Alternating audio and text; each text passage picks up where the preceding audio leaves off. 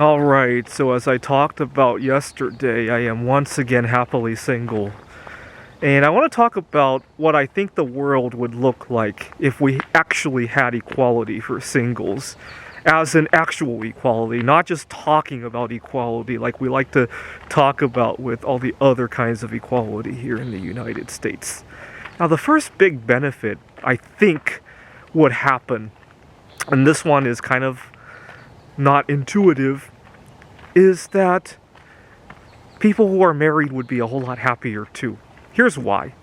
I think part of the reason we have such high divorce rates here in the United States, as well as such a high rate of unhappiness in marriages and domestic abuse, I think part of that is that we have a lot of people marrying that had no business marrying in the first place.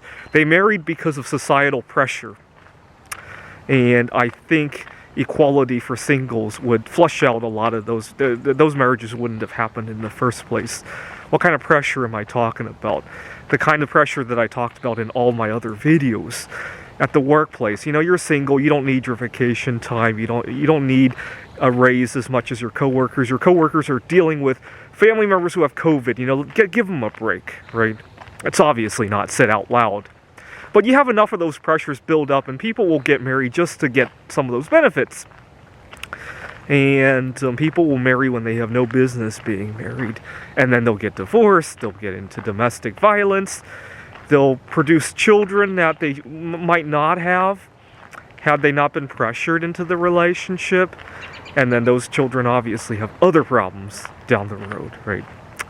Okay, so that's the first problem we run into. And in a lot of other countries, especially Asian cultures, where there's not nearly as much pressure to get married, at least not much pressure outside of the family, right? The divorce rates are a whole lot lower, violence rates are a whole lot lower, and even during this COVID-19 situation, I think they're handling it a whole lot better. Look at Taiwan, look at Japan, and those are pretty crowded countries too, compared to the United States, right? They're certainly not handling it with social distancing, right? Okay, that's number one. Number two, I think if we had less discrimination against singles, we would have a whole lot less racial discrimination as well.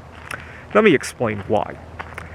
When you discriminate against singles, what are you discriminating against? You're discriminating against the fact that they're not mingling with somebody else, right? And I think by extension, you're discriminating against anybody else who is unlike the rest of the crowd, right? Whether that be because of race or gender or whatever characteristic is out there, right? And I think there's a lot of during the protests, I heard a lot of people say that no lives can matter until Black lives matter, right?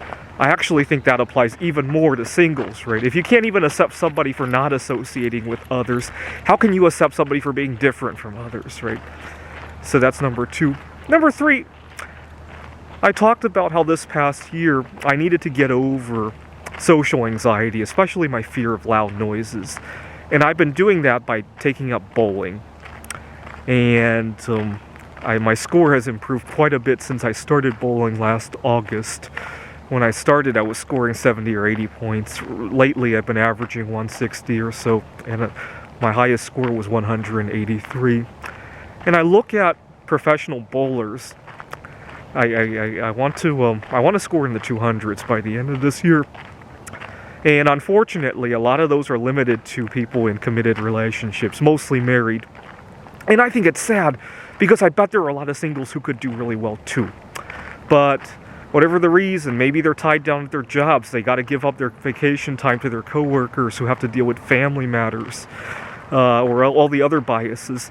And I see that as a loss to all the sports and arts cultures out there. And I think we could do a whole lot better on the world stage if we didn't limit those things to people who are married, right? Look at the presidents of the United States. I think only one of them has never married, right? James Buchanan. Look at all the superstars out there, whether they be in music or in sports. disproportionately married, right, compared to the general public. And I think that's a loss to all of those institutions of the country. And anyways, that's what I think life could be if we treated singles equally. But that's obviously all of this is hypothetical, right? We've never, if anything, today we are more equal than ever, but in the past we've been even more unequal. I'm kind of projecting into the future when we're much more equal, what things could be, right? Thanks for watching.